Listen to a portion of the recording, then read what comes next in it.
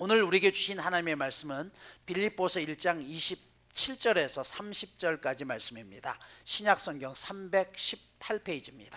빌립보서 1장 27절에서 30절입니다.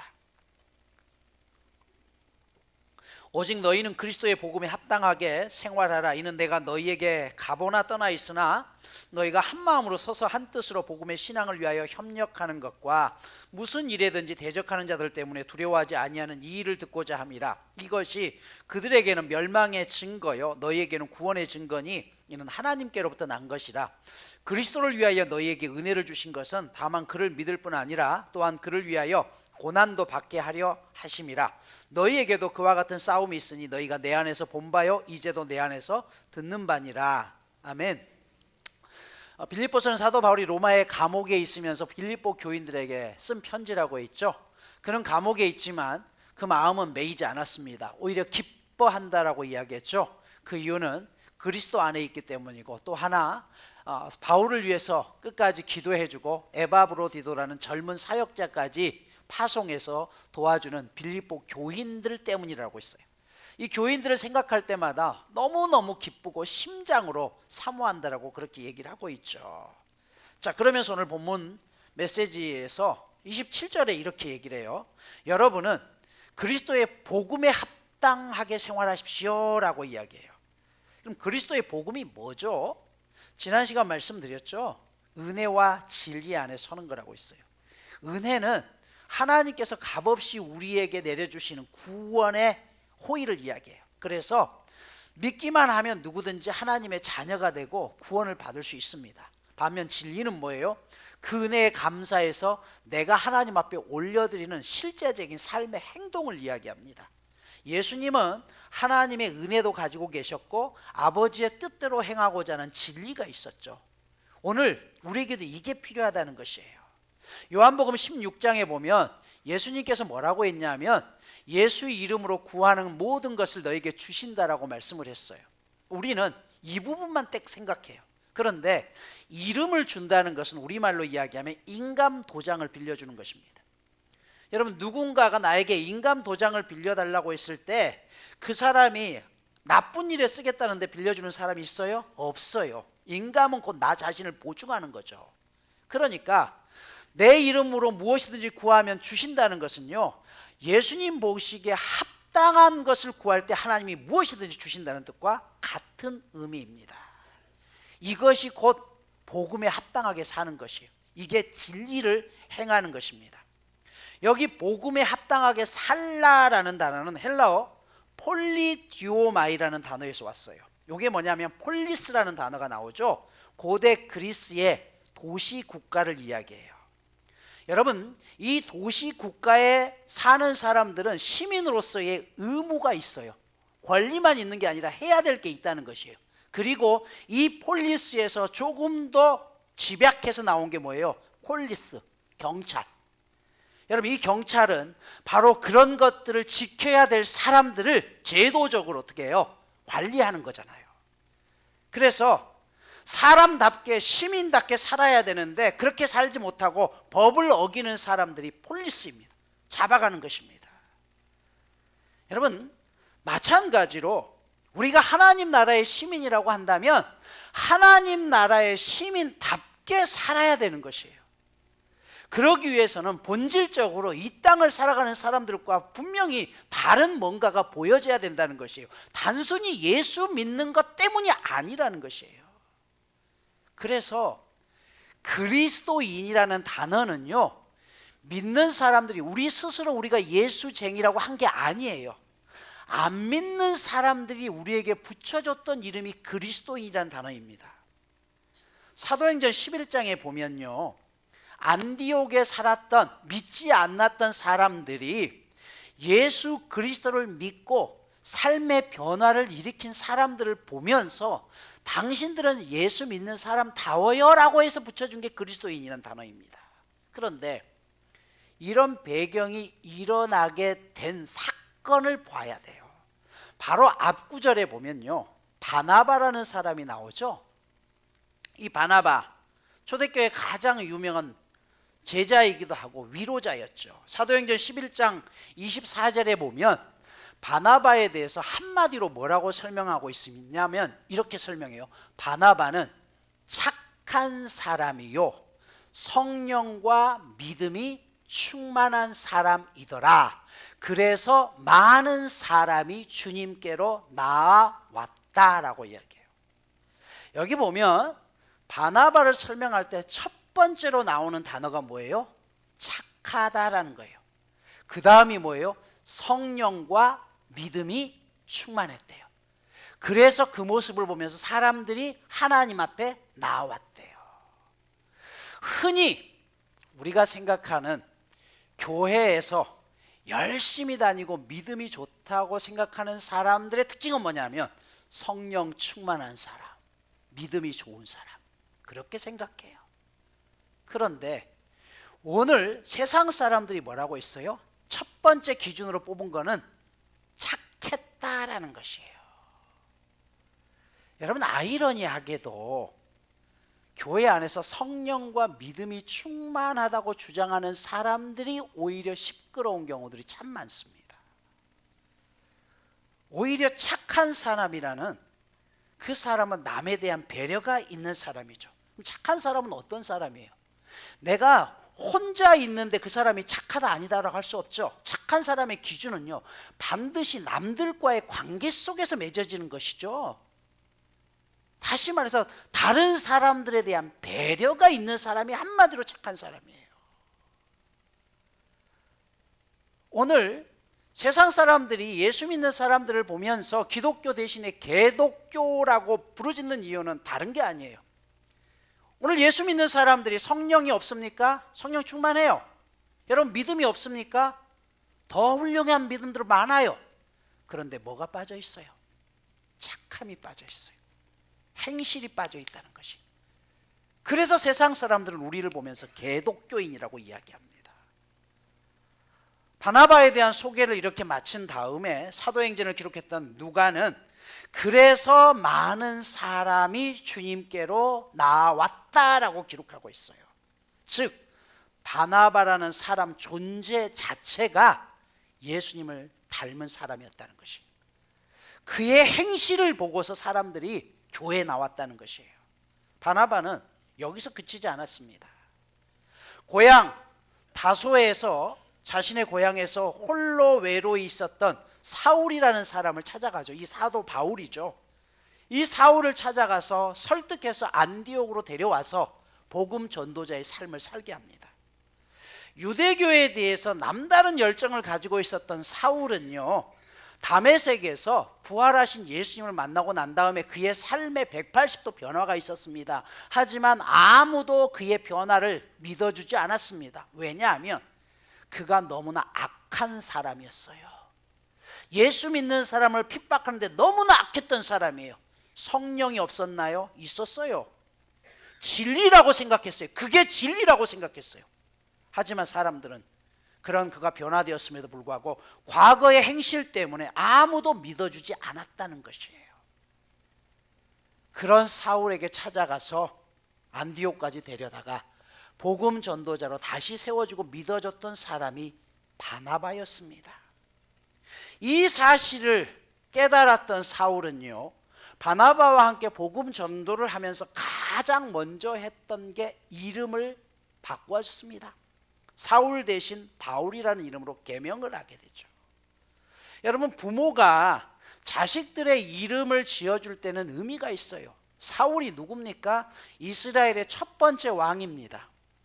왕같이 되라는 것이에요. 사울의 지파가 베냐민 지파입니다. 사도 바울 역시 베냐민 지파예요. 뼈대 있는 가문입니다. 이스라엘의 가장 뛰어난 3대 학자를 따지면 첫 번째가 에스라라는 사람이에요. 제사장이기도 하죠. 두 번째가 힐렐이라는 사람입니다. 세 번째가 가말리엘이에요. 사울은요, 가말리엘, 가장 뛰어난 학자 밑에 수제자였습니다. 그는 어렸을 때부터 그렇게 자라왔고 성공을 꿈꾸면서 승승장구했었고, 그렇게 자신도 믿고 주위의 사람들도 사울이야말로 유대교의 근간을 이룰 사람이라고 의심하지 않았습니다. 하지만 그가 복음 전도를 하면서 그의 이름을 바꿉니다. 사울 대신 바울이었죠. 바울은 작은 사람이라는 이름도 뜻이 있지만 더 큰 뜻은요, 멈추다라는 뜻이에요. 사울은 큰 사람이라는 뜻도 있지만 더 큰 의미는 요청한다는 것이에요. 지금까지 사울은 하나님 앞에 기도하면서 하나님을 믿으면서 자신의 인생을 위해서 모든 걸 요청했어요. 하나님, 제가 권력을 가져야 되고요, 제가요 좋은 대학에 들어가야 되고요, 제가 이러이러한 일들을 꿈꿉니다. 그러니 하나님 이루어 주세요. 끊임없이 하나님 앞에 기도하면서 요청했던 사람이 사울입니다. 하지만 그는 바울로 이름을 바꾸면서 멈췄대요. 내가 지금까지 살아가면서 세상적으로 가졌던 모든 기준들을 멈췄다는 뜻이에요.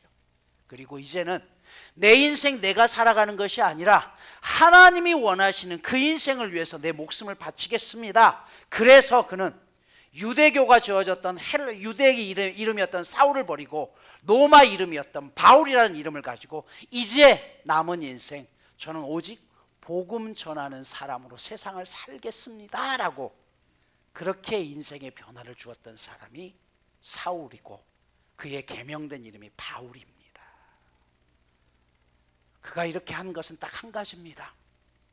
복음에 합당한 삶을 살겠다는 결단이었죠. 이것을 골로새서 1장에서는 그리스도의 남은 고난이라고 했어요. 그리스도의 남은 고난을 내 육체에 채운다는 것이에요. 예수님께서 고난을 다 가져가지 못하고 남겨두었다는 게 아니라 그 예수를 따르기 위해서 내가 당하는 고난이 있다면 내 육체에 채워서라도 나도 주님을 닮는 사람이 되겠습니다 라는 것이에요. 이스라엘 유대인 중에서 예수 믿는 유대인이 있고 여전히 예수를 안 믿는 유대인들이 있어요. 예수 믿는 유대인들은 지금도 유대인들로부터 모진 핍박을 당합니다. 이들을 메시아닉 주라고 이야기합니다. 기독교 다큐멘터리 영화를 찍기로 유명한 한국의 김종철 감독이 이스라엘에서 취재를 하면서 실제 일어났던 실화를 바탕으로 하면서 이런 이야기를 했어요. 예수를 믿는 한 유대인 가정에 밤 10시쯤 돼서 누군가가 초인종을 눌렀대요. 그래서 남자의 하나가 이 아들이 문을 13살짜리 아이가 문을 열어주니까 이 유대인들이 그 아이를 그대로 끌고 가더래요. 아이가 끌려가면서 소리를 지르니까 아버지가 무슨 일인가 나왔다가 아버지 역시 끌고 갑니다. 그 둘을 잡아가지고 2시간 정도 차로 가더니 레바논 국경 근처까지 끌고 가더래요. 그런데 그곳에는 고압 전류가 흐르는 철창이 있다는 것이죠. 여러분, 이스라엘은요 대부분의 지역에 이 철책이 됐을 때 사람이 죽을 정도는 아니지만 미세하게나 전류를 흐르게 한다고 합니다. 왜냐하면 그걸 통해서 침략자들을 알게 되는 것이죠. 그런데 이 레바논 근처에는 아주 고압이 흐르는 그곳에 있는데 차에서 내리게 하더니 아이에게 수류탄을 집어들게 하고 그 손을 테이프로 묶었어요. 그리고 그 아이를 고압 전류가 흐르는 철조망을 향해서 가게 하더라는 것이죠.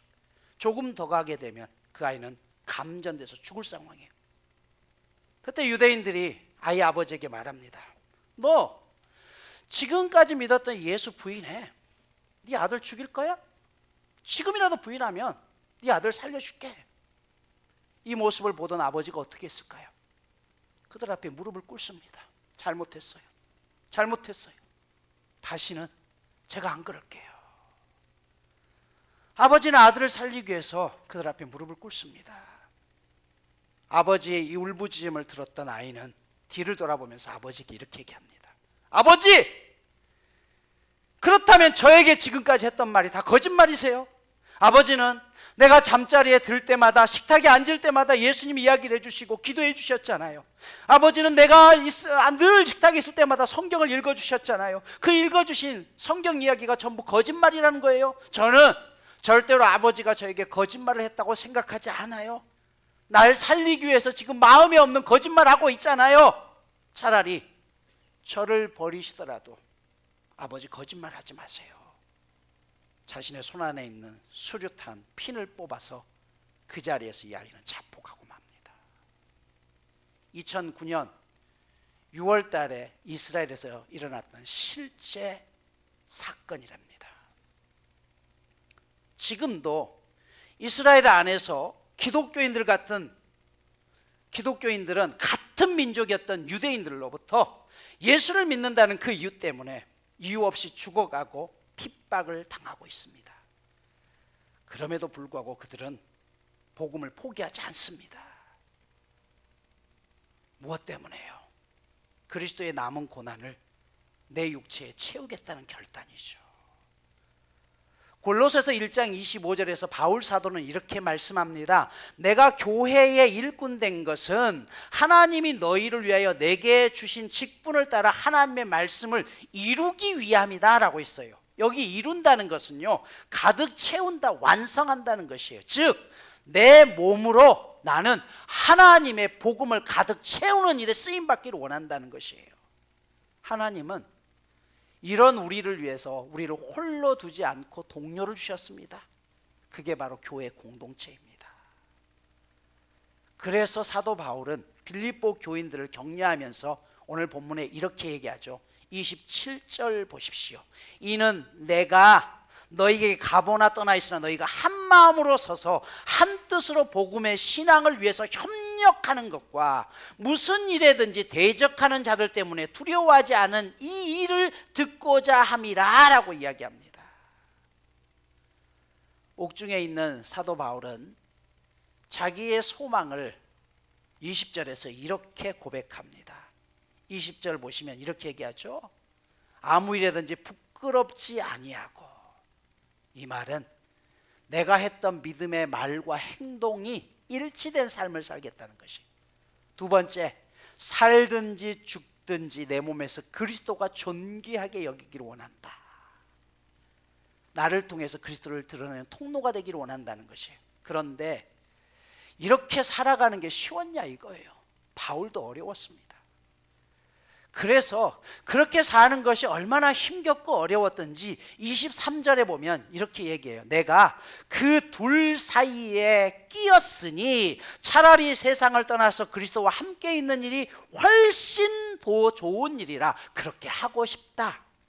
여기 둘 사이에 끼었다는 것은요, 살고 싶은 마음, 죽고 싶은 마음이라는 거예요. 이 땅에서 내가 해야 될 일이 있기 때문에 살아야 되고, 그런데 가급적이면 빨리 내가 천국에 가고 싶대요. 둘 사이에 끼어서 고민하는데 어느 쪽이 좋냐? 나 이 땅에서 고난 그만 받고 죽어서 빨리 천국 가는 게 훨씬 좋다는 것이에요.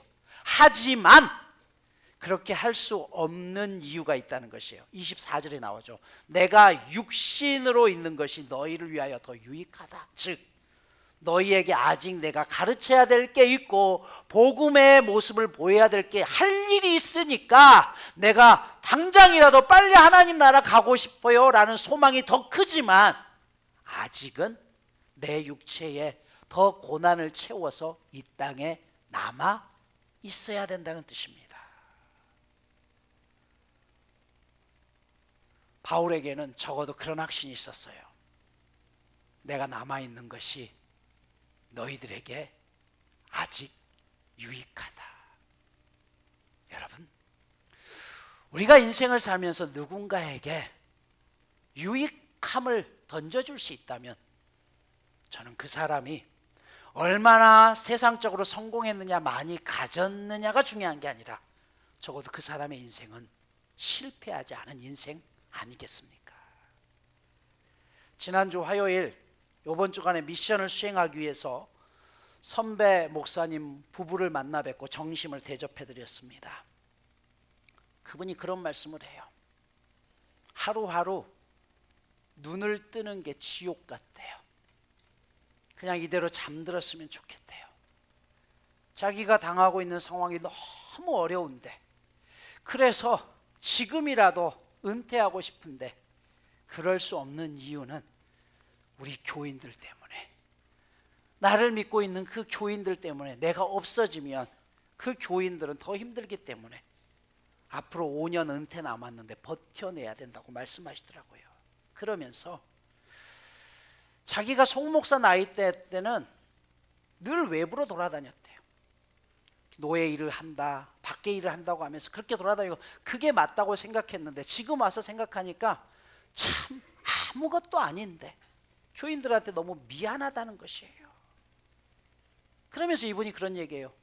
송 목사, 내 코가 석자인데 의정부에 같은 교단에 교회가 있는데 이 교회가 어려움을 당해서 지금 이제 경매에 넘어가게 되는데 이 경매를 그대로 놔두면 이단이 그 교회를 노리고 바로 삼키려고 기다리고 있다는 거예요. 그래서 노예에서 누군가가 이 교회를 관리하고 맡아줄 교회가 필요한데 본인 보고 해달라고 했다는 거예요. 내 코도 지금 석자인데 나도 죽을 것 같은데, 그런데 그럼에도 불구하고 알겠다고 이야기했다는 것입니다. 그러면서 송 목사 날 위해서 기도해줘. 그 말씀을 듣는데 제가 참 부끄러웠습니다. 전에도 말씀드렸습니다마는 코로나를 겪으면서 저희 교회도 참 어려움을 겪었죠. 한 주 헌금이 채 100만 원이 안 될 때도 있었기 때문에 교회 운영 자체가 사실은 불가능한 상황이었어요. 그래서 줄일 거 줄이고 다 줄이다가 결국 마지막에 줄인 게 뭐냐 하면 선교 헌금을 다 줄였습니다. 한 군데 빼놓고요, 선교 헌금을 전부 끊었어요. 우리도 살아야 되니까. 그렇게 해서 생활이 나아졌을까요? 아니요.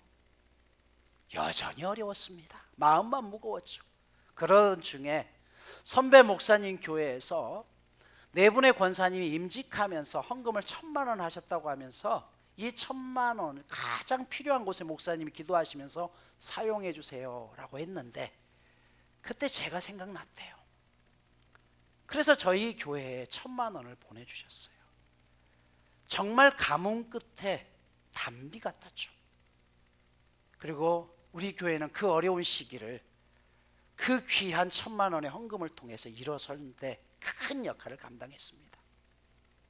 그때 결심했어요. 아무리 어려워도 선교비는 끄면 안 된다고 했던 선배 목사님들의 이야기가 바로 이것이었구나. 그래서 여전히 어려웠지만 선교지를 늘리기 시작했고, 그리고 더 많은 선교 헌금을 흘려보내겠다 결단하고 그렇게 앞으로 계속해서 진행할 것입니다. 여러분, 색강이 마르면요 큰 강도 말라요. 가끔 작은 교회 다니시던 신앙생활 하시던 분들이 저희 교회 찾아오셔요. 목사님, 제가 이 교회에서 너무 힘들어서요, 교회로 옮기고 싶은데요. 제가 그런 분들 못 오게 합니다. 물론 교회를 완전히 떠나셔서 오신 분들까지는 어쩔 수 없지만 갈등하고 있는 분들이면 권사님, 집사님이 그 교회로 움직이시면 그 교회 전체가 어렵습니다. 그래도 이겨내십시오. 여러분, 사실은 얼마나 힘겨웠으면 그렇겠어요. 오늘 우리네 삶도 마찬가지. 우리가 큰 교회를 찾는 이유가 무엇입니까? 큰 부담 없이 신앙생활하고 싶다는 거 아니에요. 그런데 오늘 사도 바울은 이야기하죠. 그리스도의 남은 고난을 내 육체에 채우면서 내가 감당해야 될 사역이 있다면 그거 감당해 보겠다는 것이에요. 그런데 그게 나 혼자가 아니라 함께 주어진 공동체 교회 안에서 그 일을 감당하면 좋겠다는 거예요. 사도 바울도 너무너무 힘겨워서 뭐라고 했어요? 내가 둘 사이에 끼어있다 정말. 그래서 나 빨리 천국 가고 싶지만 그럼에도 불구하고 내가 해야 될 일이 있기 때문에 나 버텨낼 거야 라고 이야기하고 있습니다. 오늘 말씀을 마무리합니다. 오늘 본문 29절에서 사도 바울은 하나님께서 우리에게 주신 두 가지 특권이 있다라고 이야기해요. 하나는 예수 그리스도를 믿는 게 특권이래요. 두 번째 특권은요, 그리스도를 위해서 받는 고난이 특권이래요. 굉장히 중요한 거죠. 하나님을 믿는 것도 은혜지만 그리스도의 뜻대로 살다가 받게 되는 고난도 하나님의 자녀들만 받을 수 있는 특권이라는 것이에요. 교회의 본질적 사역이 무엇입니까? 세상 사람들에게 교회가 이런 곳이야 라고 설명해 주기보다는 내 삶으로 교회가 어떤 곳인지를 보여주는 것입니다. 우리가 믿음으로 먼저 구원받았던 이유는요, 선한 일을 행하기 위함입니다.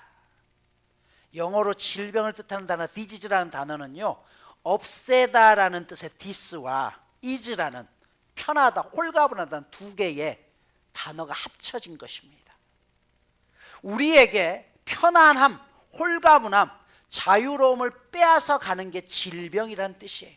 우리가 영적으로 병에 걸리는 순간 하나님을 믿게 됨으로 얻게 되는 유익함보다는 하나님을 믿음으로 인해서 불편함만 생각하게 됩니다. 이건 영적으로 병들었다는 증거라는 것이죠. 하나님은 이 복음에 함께할 믿음의 동료들을 주십니다. 그것이 곧 교회입니다. 홀로는 외롭지만 그 선한 싸움을 위해서 함께 협력하는 저와 여러분 모두가 되시기를 소망합니다. 이번 주 미션입니다. 오늘 이 한 주간 실제적으로 여러분의 삶으로 내가 그리스도인이라는 것을 보여줄 수 있는 선한 일을 한 가지씩 찾아보시기 바랍니다. 그래서 말뿐이 아닌 진짜로 실천할 수 있는 그 선한 일이 내가 할 수 있는 게 무엇이 있을까 감당하면서 그 은혜가 저와 여러분 안에 더 크게 자리 잡을 수 있기를 축복합니다.